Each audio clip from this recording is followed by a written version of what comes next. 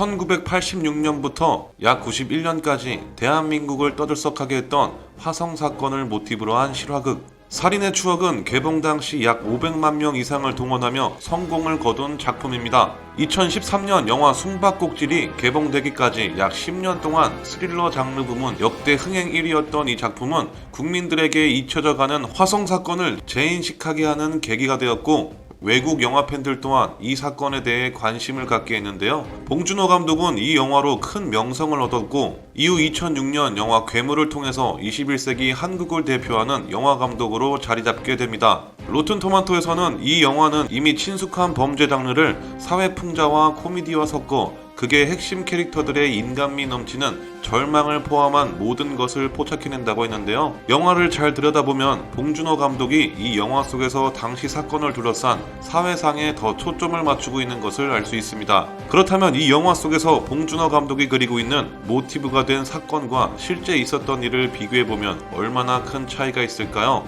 오늘 실화와 영화 시리즈의 주인공은 봉준호 감독의 2003년작 살인의 추억입니다. 영상 시청하시기 전 구독과 좋아요 부탁드리면서 지금 바로 시작하겠습니다.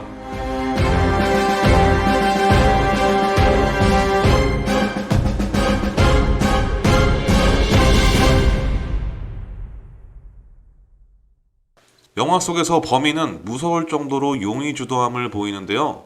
현장에 어떠한 증거도 남기지 않고 깔끔하게 모든 걸 처리하는 것으로 연출되지만, 실제 사건에서 범인은 그다지 용의주도한 인물은 아니었던 것으로 알려져 있습니다. 실제로 현장에서 담배를 피우고 난 꽁초가 버려져 있는 점과 머리카락과 같은 중요한 증거들을 남겼다고 하는데요.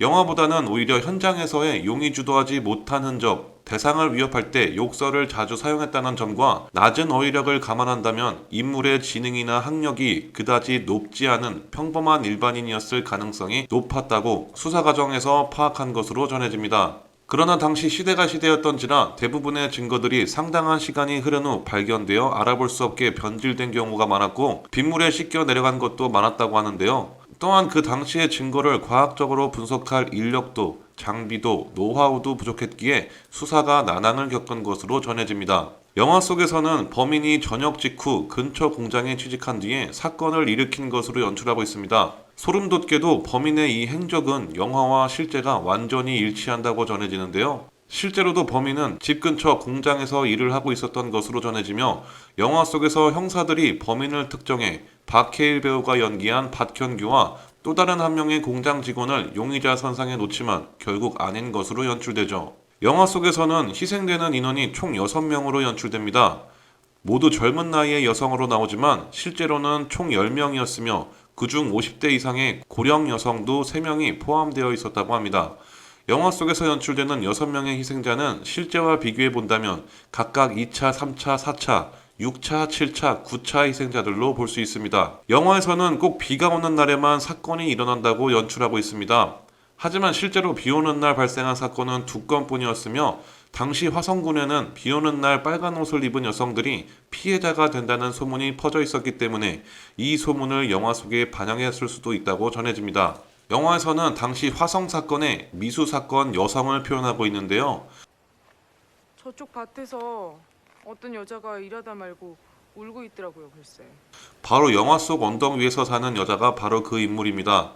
이 언덕에 사는 여자는 당시 미수가 된 범죄 피해자의 모티브라고 전해지며, 실제 당시 여성도 범인의 손이 부드럽다고 진술한 바 있습니다. 영화에서는 당시 국내의 유전 정보 분석기기가 없어 외국으로 유전자 샘플을 보낸 것으로 연출되는데요.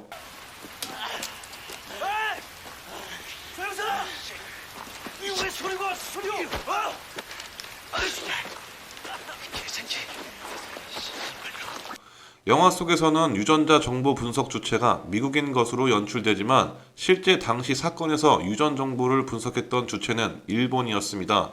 영화의 모든 장면 중 가장 큰 인상을 심어주었던 장면은 바로 이 영화의 엔딩 장면이 아닐까 생각합니다. 극중 송강호 배우는 오래전 사건을 맡은 현장에 다시 찾아와 어린 학생의 충격적인 이야기를 듣게 되는데요. 되게 신기하다. 뭐가? 얼마 전에도 어떤 아저씨가 여기서 이 구멍 속 들여다보고 있었는데, 뭐래더라? 옛날에 여기서 자기가 했던 일이 생각나서 진짜 오랜만에 한번 와봤다. 예전에 여기서 자기가 했던 일이 생각나서 와봤다는 이 얘기를 들은 송강호 배우는 떨리는 눈빛으로 화면을 바라보며 영화는 끝이 납니다. 보신 것처럼 국중 2003년 시점인 마지막 장면은 범인이 다시 찾아왔다는 전제로 묘사했지만 실제 사건의 범인이었던 이춘재는 1994년 또 다른 사건으로 무기징역을 선고받아 2019년 진범으로 밝혀질 때까지 복역 중이었으므로 2003년에는 현장에 찾아올 수가 없었습니다. 여담으로 이춘재는 30년 전에 저지른 8차 사건에 대해 구체적이고 일관된 진술을 했다고 전해지는데요. 또한 그가 수감된 교도소에서도 영화 살인의 추억을 여러 번 틀어줬다는 동료 수감자들의 증언으로 미루어 보아 그 또한 이 영화를 봤을 가능성도 있을 거라 전해졌고, 실제로 가장 최근 소식인 2020년 11월 이춘재는 법원에서 재판 증인으로 출석해 실제로 영화를 교도소에서 봤으나 아무 느낌이 없었다고 밝힌 바 있습니다.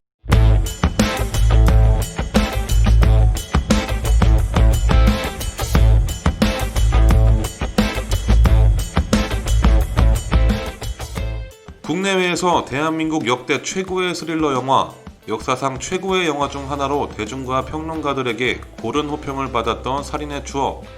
봉준호 감독이 존경하는 쿠엔틴 타란티노 감독은 그의 최고의 영화 20편 리스트 중 하나로 꼽은 적도 있습니다. 이 인연으로 그는 아카데미 감독상을 수상할 때에도 소감으로 쿠엔틴 타란티노를 따로 언급한 적도 있습니다. 나 사람들이 모를 때 항상 제 영화를 리스트에 뽑고 좋아했고 했던 우리 퀸틴 형님이 계신데 정말 사랑합니다. 2003년 영화 클래식과 올드보이, 장화홍련 등 명작 영화들과 함께 그 한 해를 뜨겁게 달구었던 영화 살인의 추억. 이 영화에 대한 실화와 영화 비교 분석 영상이었습니다. 더 재밌는 영상으로 돌아오겠습니다. 지금까지 갓범스였습니다.